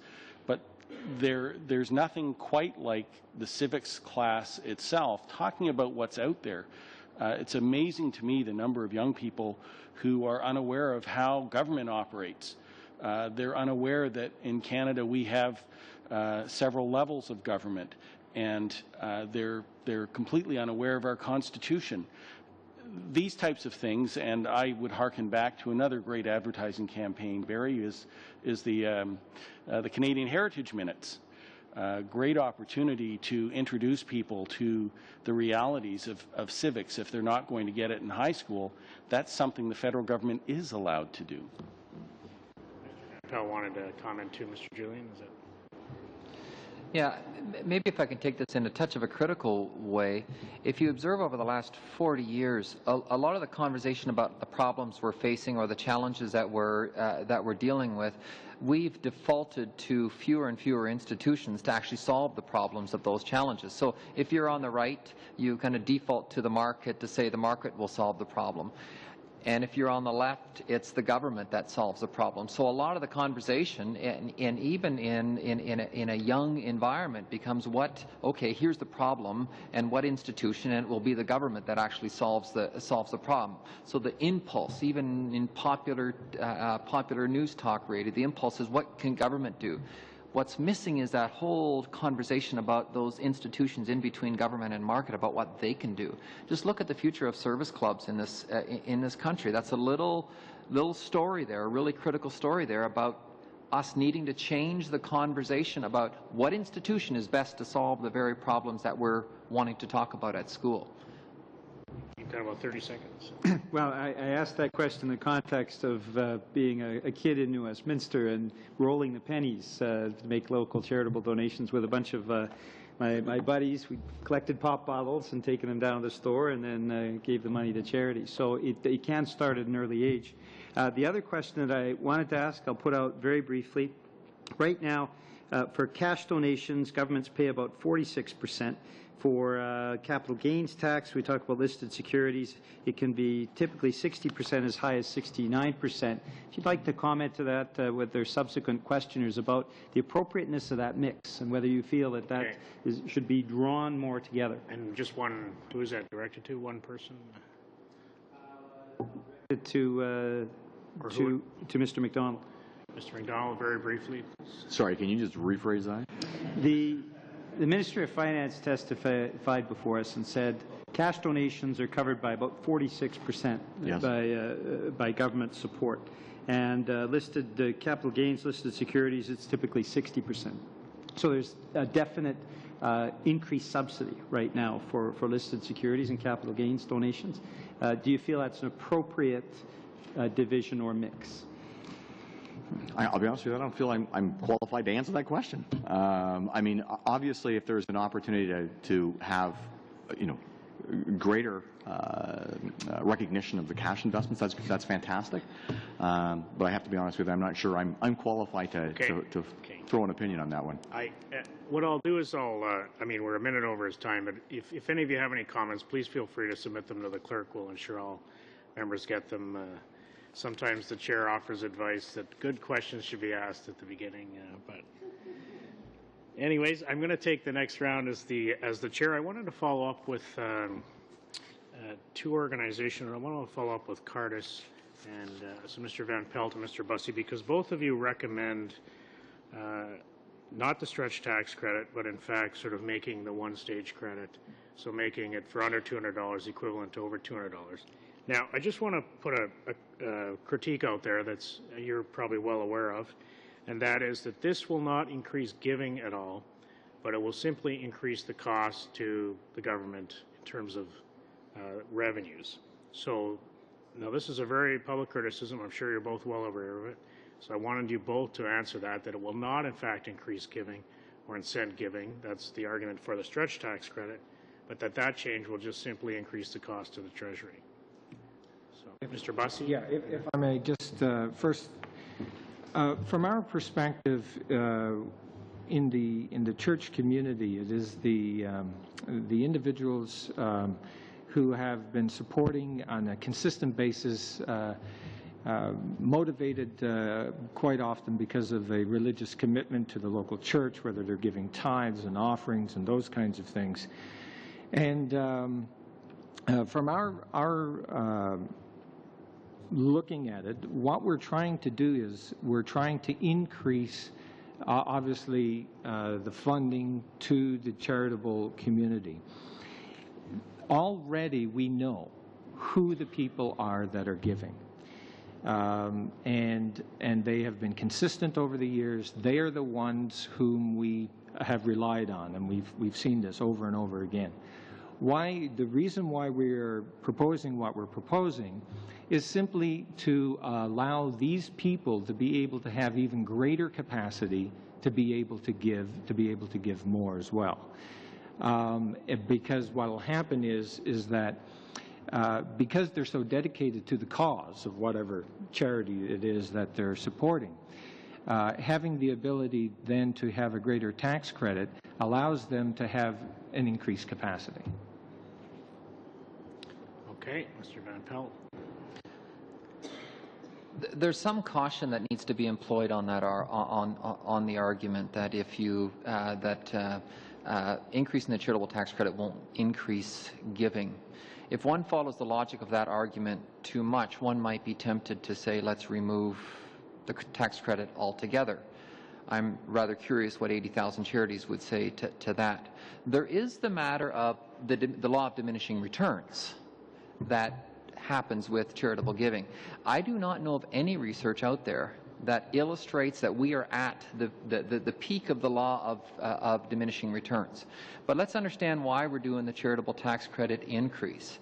We are not doing it because we want to find a whole bunch of other people to be able to give. Remember, those who give are ready. There's a lot of room to give. The amount that Canadians give is not a huge amount. There's lots of potential to give more. And what we need to do, the strategy, and it's a different strategy than the stretch credit, it's to shore up this civic core that is so critical to our community, allowing us some time to answer the bigger questions. My suspicion is that the government's tax expenditure numbers are going to increasingly go down, not up. Okay, even with a benefit. Just respectfully, though, I'm not sure I'm getting an answer to how does making it a stage 1 credit for both, how does that incent people to give more? Or does it incent people to give more? Because the argument against, and people we had in the last panel, was you're just going to increase the cost, you're not going to incent people to give more. That's why you should do the stretch tax credit, because that incents people to give more. That's an argument for the stretch. So I want you to sort of address that criticism, that this does not, in fact, incent people to give more by making it a one-stage credit. Because I frankly like the simplicity of it, but I want that argument addressed. I would go back to your assumption about that it doesn't incent. Where do you get that assumption? If I may respectfully challenge you, Mr. Chair, on the assumption about that it doesn't incent. Every time we go Because the argument is if I could give over $200, I'd be giving it now, and I'd be getting the higher credit. So I'm not giving that. So there's no incentive if you make it the same for me to give more than, say, the $50 I'm giving to big brothers and big sisters. Yeah, our experience is, as we talk to charities across the country, that as the charitable tax credit goes up, people see they have more room in their disposable income to give. They're passionate about what they're going to give to, they will. There is maybe a question of leakage. If you go from 29 to 42 for every $1,000, there's $130 there that it's costing the government. Some may say, yes, there's some leakage. We'll keep 70 of it and give away the difference. I'd take the risk on that issue. I just don't see any other alternative that accomplishes your interests as well. Okay. I got to cut myself off here in terms of time, unfortunately. But if there's anything further, please do feel free to send it in. I'll go to Mr. Bryson now, please. Thank you, Mr. Chair. I want to speak to the capital gains tax exemption. Now we have for publicly listed securities, but the proposal for shares in private companies and also real estate. The Department of Financial officials told us that there was a tax expenditure they assigned to these gifts of about $34 million per year. And when pressed, the officials said that it was kind of difficult to assign that value because they admitted that it was based on the assumption that the disposition of the shares would have occurred in any case. And to understand how you assess a value to that, you have to understand the psychological impact of capital gains tax on investors. And the reality is capital gains tax actually locks up a lot of capital because people don't want to sell shares they've held on to in some cases for years and years and years, and in some cases decades. So would you agree that the actual cost to taxpayer is actually significantly less than that which Department of Financial officials are assigning rather arbitrarily today?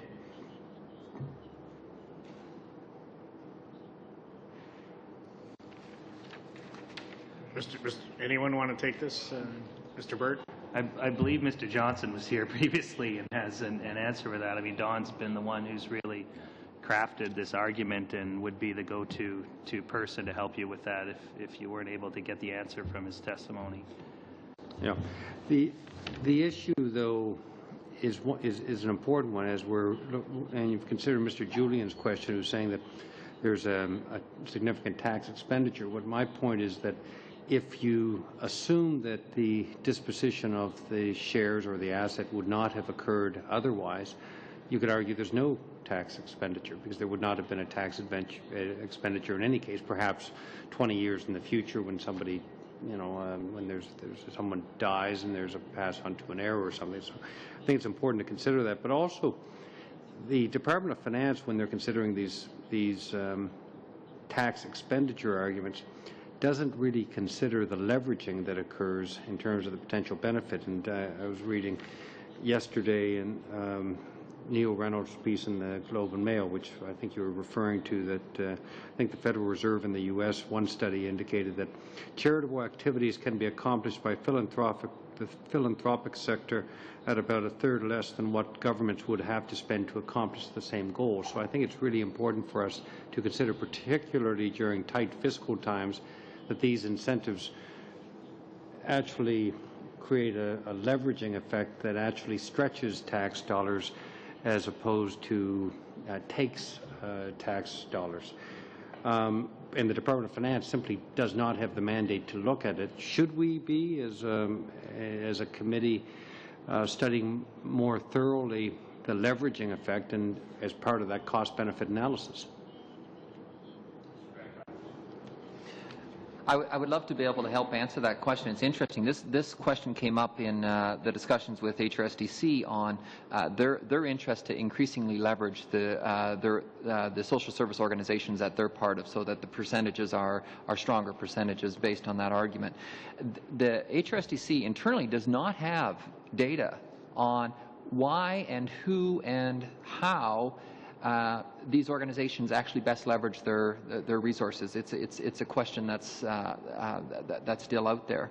I go back to my comment in my presentation. If we had no charitable tax credit at all, it didn't exist, and someone came up to you as a member of Parliament and said, "Give me $2.26 billion, and I'll influence 80,000 charities across the country, every single community, all over," you would sign on to that $2.6 billion in a minute. It would be in this budget. It is still by far the most powerful tool you have out there as a parliamentarian, and that gets partially, yeah. Can I just following up on that? Okay, because you're getting at something that's around timing. And so, for example, at Community Foundation in southern Saskatchewan, there's a timing issue around a gift of mineral rights below the ground that may be unlocked sooner if there's an incentive to do so. But the other part of timing is, what do we need now? Like, what do the times call for? And I think this comes back to this civic participation question. How do we get actually more people right across the country providing a contribution to civic strength in all communities, and that's sort of the timeliness that I think we're after. Okay, thank you. Thank you, Mr. Bryson. Go to Ms. Block, please.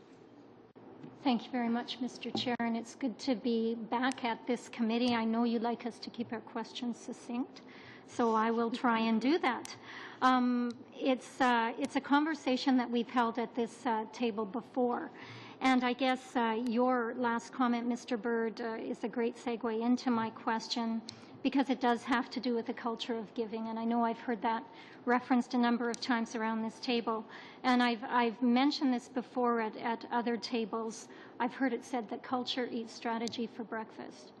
So while you're trying to create a strategy, a culture, you are also probably dealing with one that already exists. And so I think, therein lies the tension. How do you deal with a culture that's already in existence and create a new one or build on one? And I guess I'm wondering from you, or any of you, what you believe the role of the federal government would be in terms of educating the public, say through an advertising campaign. Anyone? Mr. Byrd and then Mr. Hutchinson. Yeah, I think there's an interesting discussion that's going on right now. In fact, Alan Gregg spoke about this at the National Summit hosted by a number of us.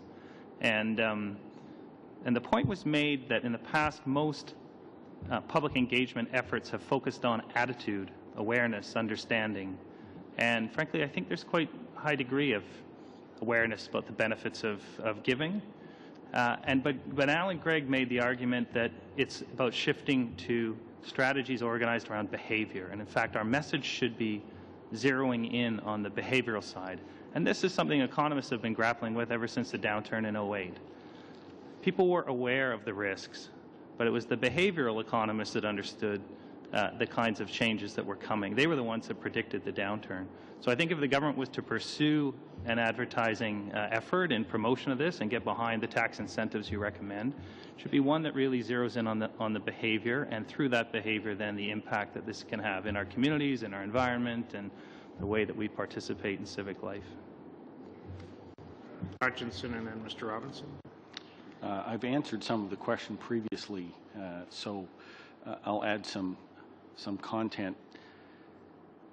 The importance of the charitable sector to the Canadian economy is significant. I don't think most Canadians are aware of that. Promoting the integration between the several sectors of our economy is key. People hear about corporations and the good and the bad they do. They hear about government. Yes, government does good and government does bad as well. They rarely hear, for example, that a number of charitable organizations bid on government contracts and the lowest bidder takes the contract and the charities seem to stretch the government's dollars, and that when the government offers the same service it costs 2, 3, sometimes 4 times as much money.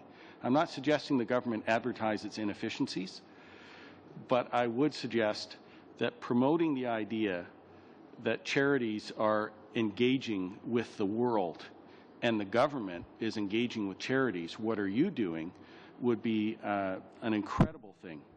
The Canadian Christian Relief and Development Association sent over $537 million out of the country in 2010.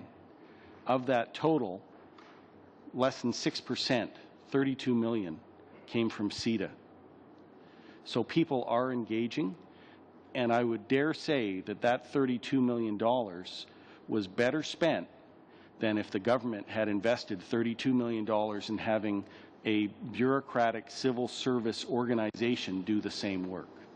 Okay, there's about a minute. And Mr. Robinson, you wanted to comment? Yes, I just pick up on this because I actually don't believe that a campaign like that would have the biggest impact. I'd like to actually focus back on maybe something that Mr. Jean said, which is that when you look at how the CRA and the government looks at the financial acumen and performance of organizations, they tend to put a high value on the programs that are delivered and lower values on administration and development costs. If you wanted to really develop a culture of giving, you would allow charities to actually do much more of inculcating that culture by going out and connecting, developing deeper relationships, making a longer-term connection with the individuals who are either donating now or who could possibly donate. But all of our organizations tend to want to make sure that the bulk of our funding goes to programs simply because those are kind of the guidelines we're given. If the federal government was going to do anything to, in my mind, to look at increasing that culture, would be to look at how can we ensure that organizations can do more outreach to actually do that themselves. Okay, thank you. I have 2 more members. If I could ask members to have short rounds, it would be helpful. But we'll go, Monsieur Maille, s'il vous plaît. I just have one question, and then Mr. Giguère has one. So a question to Mr. Robinson. We know that it's easy for us to see which some organizations are working to help families, poor, people in poverty. In your situation, you have, the government has been attacking environmentalists. Environmentalists have been on the watch. Can you tell us, in terms of education and what you can do and how we can work with the government, how we can add in terms of where we move forward in terms of a society? So, the question goes to kind of my opening comments, which were that I believe the government has a role to really acknowledge that charities play a significant role in policy development in this country. A long history of doing it, no matter what the sector is in. So it's difficult when, and I know there's been some pressure on the environmental sector lately, and when in effect it sort of diminishes the fact that a lot of the work that environmental organizations and charities are doing are actually to promote government policy and strengthen it in a way that impacts on all Canadians equally. So I would just hope that in the debate on the single issue that seems to be dominating the media these days, that we don't lose sight of the fact that all charities, environmental organizations included, are actually working towards the civic good of this country. Okay. Monsieur Giguère, question très brève. Mr. Giguère, a brief question. Very brief. I will try. Not easy in my case, as you know. what would be the charitable sector's reaction if we favored one particular group, such as homeless shelters or food banks, and allow food donors to use this as a deductible expense? It's not the case right now. Or have them have a real estate gift, for instance, have that reserved only for shelters or food banks, have vehicles, tables, equipment, or refundable tax credit for these groups. Right now, it's often religious communities that allow such institutions to have facilities.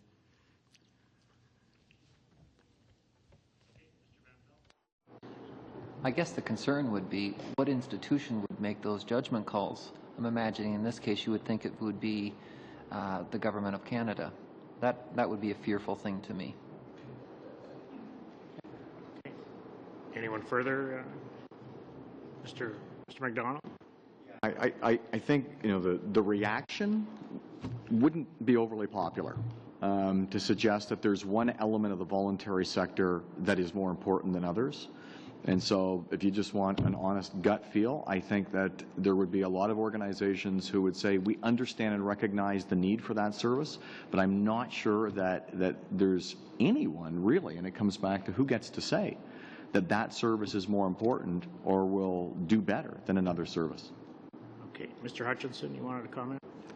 I have lived and worked in communities across the country where the religious community has provided space, has started the food banks and has turned them over to the community when it's appropriate and those kinds of things. I would be very concerned about favoring one sector over another, but promoting greater cooperation between the sectors might be advantageous.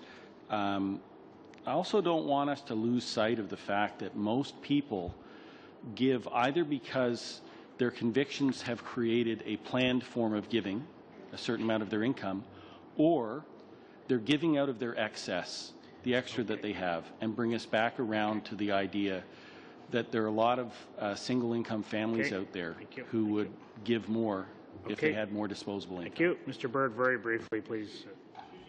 I want to check in with Centre pour Roulant in Montreal or with the Stop in Toronto. These are two food security-based centered organizations that have spun off a series of other things of importance to their community: youth employment, seniors care, social enterprise, youth engagement activities. And so it's that connectivity of those issues that's important at the community level, and I think they would benefit, or you would benefit from their views. Okay, thank you. I have before I go to Ms. Glover.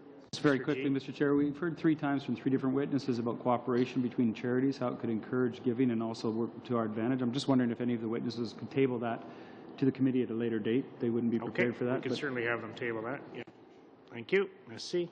Go to Ms. Glover. Brief round, please. Thank you, Mr. Chair. As I begin, I want to say to you I'm very disappointed in the comments made by Mr. Mai. In fact, the government members have been very respectful of these witnesses today. I don't recall any of them ever attacking any of the environmentalists who might be here, and I resent that, and I'm going to stand up for these members who care very much about this study that's on charities. But nevertheless, having said that, may I ask you to do some homework for me?